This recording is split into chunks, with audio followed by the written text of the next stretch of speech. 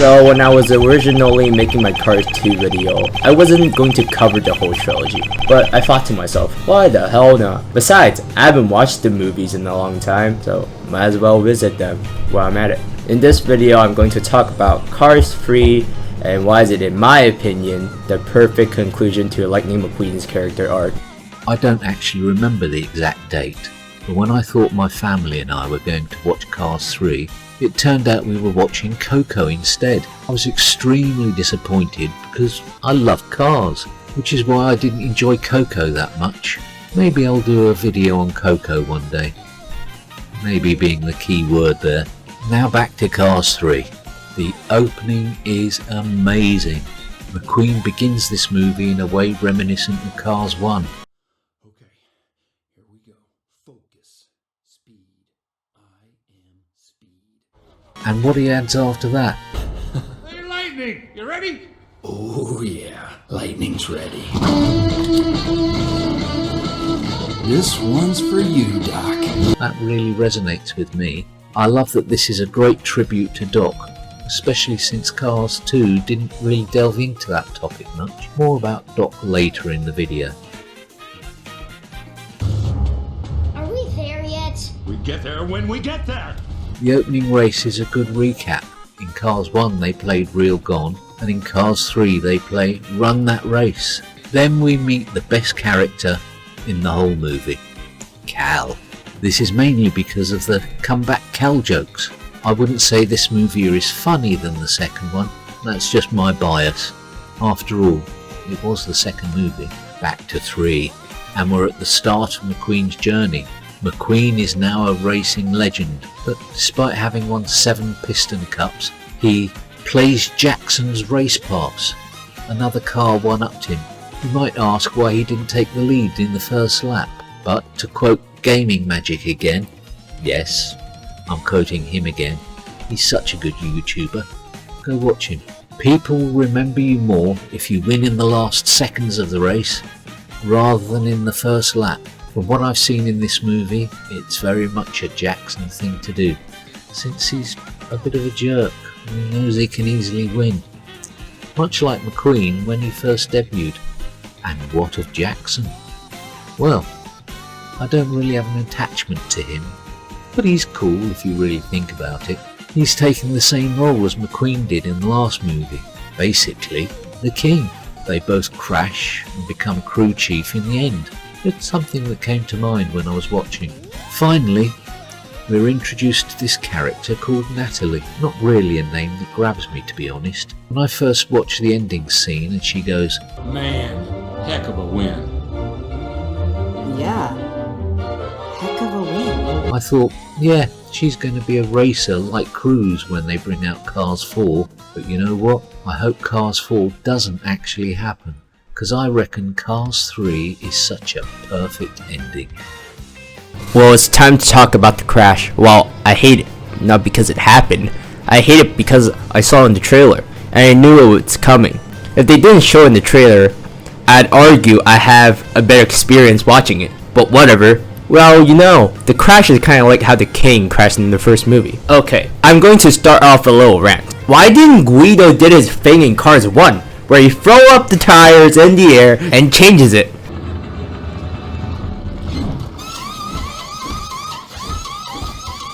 I mean, it would be faster? I'm not gonna time it because it doesn't affect the plot, so whatever. That's just something that bugs me. After McQueen crashes and turns into a Discord mod and sits in Doc's storage thingy for like 4 months depressed. Well, understandable since he lost and crashed.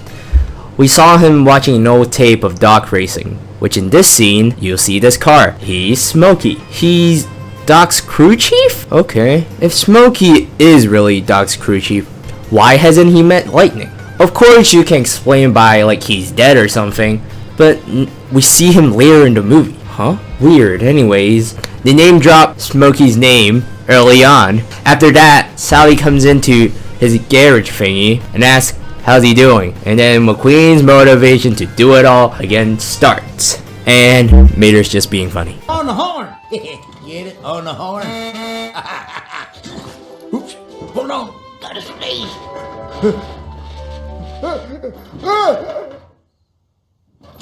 I lost it. Hey, I'll see you close. I'm going to start this off with possibly the most controversial statement that I made up to this point. McQueen's paint jobs in this movie are ass and trash, and the more I look at them, the more I hate them. But at the same time, we got two of the best Lightning McQueen designs in the whole trilogy. Which two am I talking about? The suit and the one he starts with. I just don't like them. I don't know why. For the second paint job, it just doesn't hit. I don't like it. The Rest-eze logo is too big, and for the suit, I think for me, the red was too dark. That's why I don't think it looks good. Now I talked about the bad, it's now the time to talk about the good. Hey, McQueen, you can't race in primer, man. Come on, let's go. Ramon, you have done it again. It's like the Sistine Chapel on wheels. I'm coming for you, Storm. When I first watched this on my rewatch, I fell in love again, just because how good it was. Like, this is, in my opinion, the best Red McQueen design. Instead of traveling the highways like they did in the first movie, they take the long routes to sightsee. That's a point I took from Gaming Magic again. I really like that guy. And the traveling music is amazing. Now we learned that Rusty and Dusty sold the company to Nathan Fillion. He's a good character in this movie. I wouldn't say he's the villain per se, because he's true. McQueen can't keep up with the new generation anymore. He's thinking about what's best for his legacy. To quote Nathan Fillion, "Your racing days are coming to an end. Every time you lose, you damage yourself." we need to talk about the Walt of McQueen's legacy. That includes Doc Hudson. Oh my god, I love this guy. But before we discuss that scene, we're introduced to Cruz. She's quite the character. What I love about her is how she uses negative energy as motivation. Like the attitude. Yeah, we call her our maestro of motivation. I really admired that. After giving McQueen a Wii Fit style training and crashing into a $1 million sim racing machine, we return to the office scene where Nathan Fillion talks about how he wants McQueen to be a sellout. You are about to become the biggest brand in racing. We are talking saturation on all continents for every demographic. Movie deals, infomercials, product endorsements. Mud flaps? Of course, we'll be rich beyond belief. McQueen responds with, "Damage the brand, you mean? The racing is the reward, not the stuff. I don't want to cash in. I want to feel the rush of moving 200 miles an hour, inches from the other guys, pushing myself faster than I thought I could go. That's the reward, Mr. Sterling." But Nathan Fillion is like, "You're gonna lose, I don't care, screw it." Also, one more thing, Cars 1 shows how McQueen wants to get rich and famous, but now he's older and has learned the true reward of racing. Now we arrive at what I think is the most boring part of this movie. It's still a great scene, but it's kinda dumb if you think about it more than a second. I get why they have to do it. McQueen needs to teach Cruz how to race for a climax. And then there's... Oh, what about Hamilton? Hamilton here. Who's Hamilton? My electronic personal assistant. You know, like on your phone. You do have a phone, don't you? Race cars don't have phones, Cruz. as an AI assistant. Oh, this character is pointless. Why would McQueen ever need to use that when there's a machine in the prologue showing it can track McQueen's speed?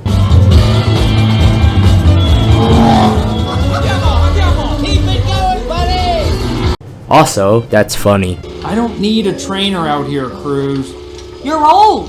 What if you fall on this beach and can't get up? Well, life's a beach, and then you drive. McQueen. Thank you. Even though coming to Thunder Hollow feels pointless and a waste of time, there are two things I think are worthwhile. Nice day for a drive, huh? Hey, buddy, get the hell And the soundtrack. Those are the only two things I like about Thunder Hollow. Now that McQueen got exposed, he's really pissed. He says, Real metal. Stop. Just stop, okay, Cruz? You don't even know. You don't even have one clue. Hey, I was just Do trying you to... know what happens if I lose this race? Every mile of this trip was to get me faster than Jackson Storm. Faster! I start off getting nowhere for a week on a simulator. I lose a whole day with you on Fireball Beach, and then I waste a night in the crosshairs of Miss Fritter! I'm stuck in the same speed I was a month ago! I can't get any faster because I'm too busy taking care of my trainer! This is my last chance, Cruz. Last! Final. Finito. If I lose, I never get to do this again. If you were a racer, you'd know what I'm talking about, but you're not. So you don't. Which is so true. Him smashing up her cup that she won at Thunder Hollow shows that place wasn't a waste of time after all. Cruz shares her backstory and explains why she became a trainer. She didn't take the chance to race because she got scared and thought she would never make it. Spoilers, she does. This scene is one of the best scenes in the movie, I think, in my opinion, because it's so emotional to learn her backstory, and McQueen is now regretting to yell at her. Now we get to the best part of the movie, and I really mean the best part of the whole movie. If I haven't made it clear in my Cars 2 video, I love Mater. What does the best character do in this movie? He's a supportive friend to McQueen. I get why they pushed Mater out of the picture entirely, but even if he had been in the movie, would he have done anything? It's not like he needs more character development. Mater has the genius idea of, I would give anything to talk to him right now. Yep, there was nobody smarter than old Doc. Well, except for maybe whoever taught him. Yeah. Wait, what? I mean, everybody was taught by somebody, right? Take my cousin Doyle. I told you, he's the smartest character in the whole movie. Without this moment, the movie would have ended there. After that, we get to one of the best scenes in the movie. Reverse We Fit. Okay, but maybe this will change your mind? Hit it! First, I'm gonna loosen up these ancient joints. No, please don't. I'm sorry that I yelled. It wasn't your fault that I almost got killed. Stop. But now, you're leaving, and you won't get on the ramp. Go.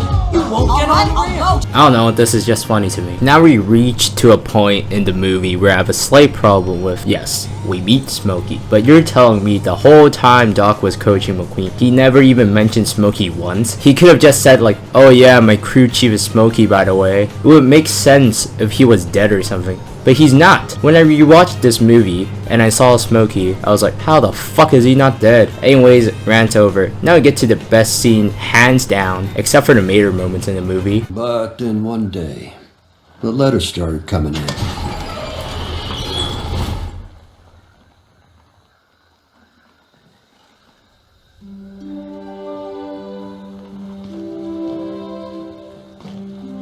And every last one of them was about you.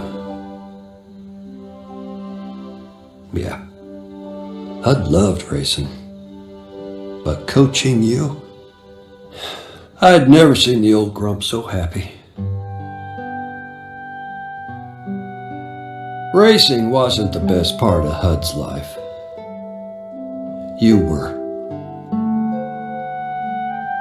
Let's go back to the bar scene. To be honest, I really like this scene because it foreshadows the flip, which is good, really good. Also, Luigi saying, She's an angel. heh, it's funny. We get a bit of backstory about the old racers too. I love the training montage. I know I keep saying I love things, but I really do.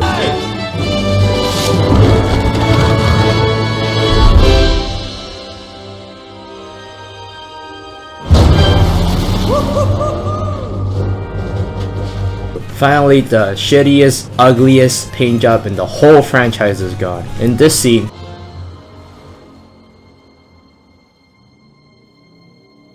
McQueen is fading! McQueen is fading! Fading fast! we see McQueen realize he isn't able to keep up with Jackson/Cruz. You can see in his face, all his motivation is gone at this point, but he doesn't want his legacy to end as a sellout. He pushes through anyway. To back up my point with this line, he doesn't think that he's speed. At the race, we see Jeff Gordon again hyping up McQueen, but McQueen is just kind of like, whatever. Nathan Fillion is an ass to Cruz, which is questionable since she's his star trainer. After Nathan finishes being an ass to Cruz, McQueen realizes she has potential, just like him. Therefore, he wants to sub her in, which should be fucking illegal. Can you tell me that this car right here can sub for his team if he wanted to? I mean, he wouldn't win, but technically, if McQueen can, why can't he? But whatever. This concludes beautifully, so I'll let it slide. McQueen being Cruz's crew chief also works, since she's been with him for the entire movie and know what clicks for her, like the crabs, Thunder Hollow, and the fluffy clouds. Now we arrive at the part of the movie where shit gets crazy. Jackson sees her as a threat, right? And like the asshole he is, he psychologically manipulates her into thinking she's not good enough to win the race. That's a very Jackson thing to do because he sees something in her that she doesn't even see in herself. After that, this happened. Like 2 June bugs on a summer night. Hey, Hamilton! Hamilton here. Call out our speed! 208 miles per hour. 207 miles per hour. Stop that! You're taking me off my lawn! Is this legal? Maybe. It should be illegal. And it's funny, so yeah, whatever, I'll let it slide. After that, Jackson gets so pissed, he doesn't even care anymore. He smashes Cruz into a wall, leading this to happen. Team 95 wins the race. Am I happy with this ending? To be honest, I'm just okay with it. Looking back, I wanted the unused ending to be the real ending. I'll put a link down below into the description. So, to put it short, in the unused ending, Nathan Fillion replaces McQueen with Cruz, and McQueen goes to Team Danico using Doc's number to win the race. In my opinion, this is more satisfying because McQueen wins the race. Nathan Fillion, being the man he is, Yeah, about that. You've been my best friend. I knew you since before you were cool.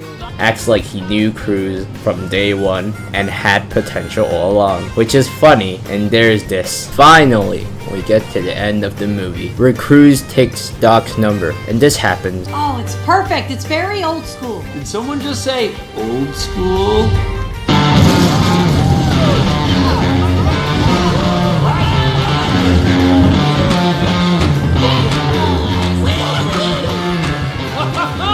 Trying something new. I like it. Wow. Subtle. Figured if I'm gonna be your crew chief, I better do it in style. This is the 4th best McQueen paint job in the whole franchise, which, not gonna lie, it's amazing. I also like the ending music. It fits the scene so well. Also, tech spot Rusty's! Well, this took longer than expected, and I do mean longer than expected. The Cars 2 video was a month ago? Damn. To be honest, this video would have been out sooner, but I got really burnt out halfway through the script and ended up playing the Cars 3 video game. Also been watching Advert. He's a very cool, comforting, funny YouTuber. I love him, okay?